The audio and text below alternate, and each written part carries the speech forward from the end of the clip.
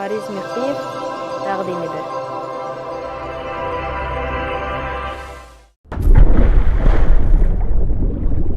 Eşq olsun. Xəbis ara vurdu, xain can attı. Nadan məqsədinə çatdı mı? Yox, yox. Saldı girdabına bədxahı zaman çirkin əməlini atdı mı? Yox, yox. Xəstə gördüm şan şöhrətə uyanı. Yaltaqlığı bir nəzakət sayanı. Nəsimiyə vəd etdilər dünyanı, kişilik qeyrəti satdı mı? Yox, yox.